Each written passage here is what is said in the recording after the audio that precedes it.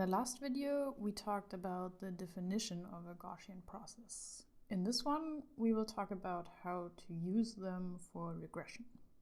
And we'll start by drawing samples from the prior.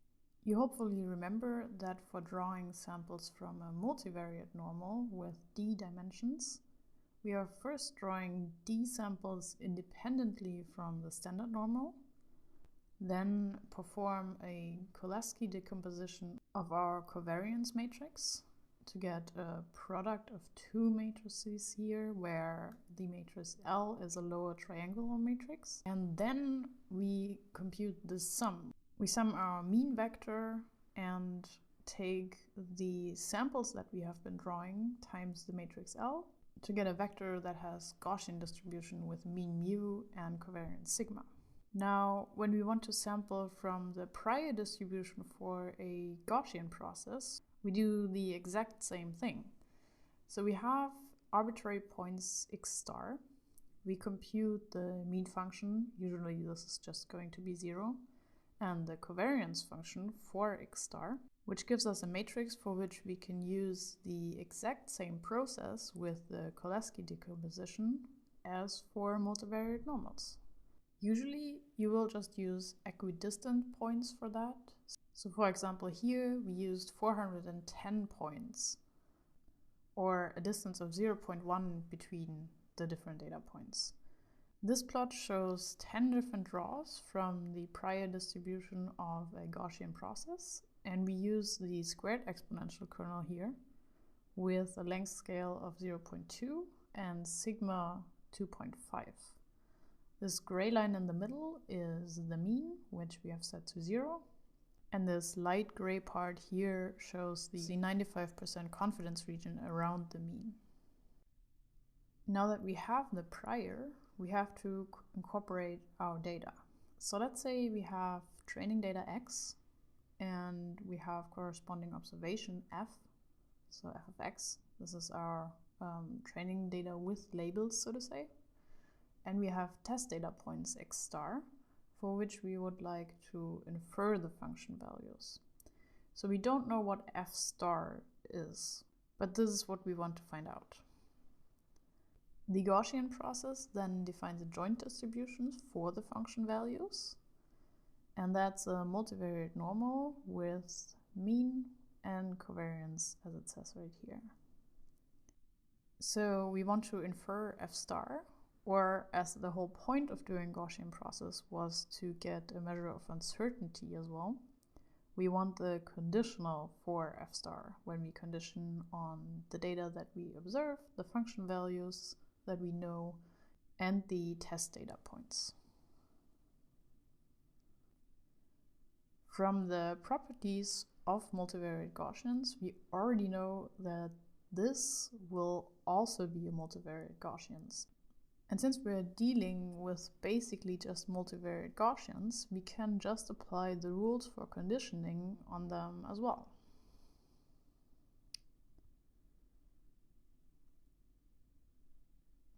So let's review how that worked. Let's say we have y with joint Gaussian distribution.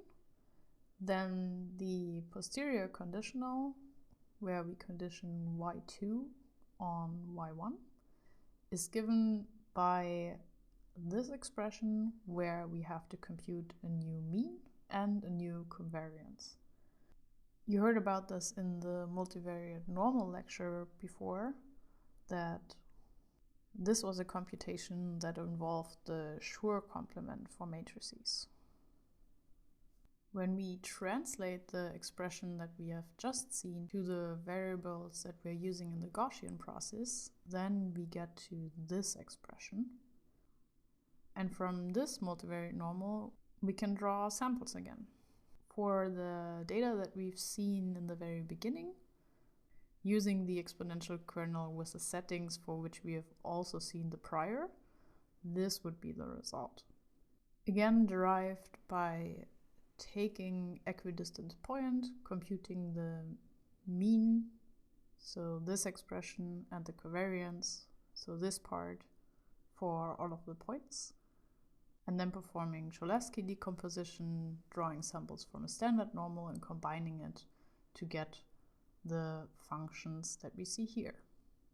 You can immediately see that all functions pass directly through the data points. And that's because we have assumed that the value that we observe is actually the real function value. However, that's usually not the case. Usually we have noisy observations, so our observations are not actually the true function values, but there is some additive noise. And here we will assume that the noise has Gaussian distribution as well. Now, by including this noise term, we have to adjust our Gaussian process a little bit. And for that, let's look at the noise-free case, where we just have one data point and our observation is exactly the function value. If we want to model the joint distribution of that, then we would use mean 0 and a covariance function that is 1, if and only if both inputs are exactly the same. Then if we condition the observation on the function value, that would be a degenerate Gaussian distribution with 0 variance. So you would basically just get the function value as an output, which is what we are trying to model. So in the noisy scenario, we want that the conditional does have a variance, and we can model that by just adding the variance right here. So the entries in the covariance matrix for all other positions stay the same, but for this one, we add the noise term. And this then results in this Gaussian distribution for the conditional here. This can be easily generalized to a higher dimensional case, and there we have to add a scaled identity matrix. And the joint distribution results in this term, where we have all of the same entries as before in these three positions and have the additive noise term here. When we now compute the conditional distribution, we again have to use the rules for conditional multivariate normals, and the result is what you can see here. Now let's look at what's the effect of all this.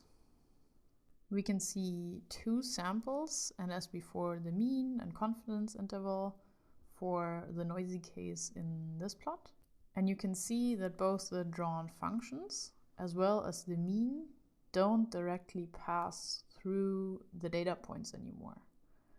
The higher we choose this noise term, the further away we can deviate from this mean. And that's basically how you use Gaussian processes for regression.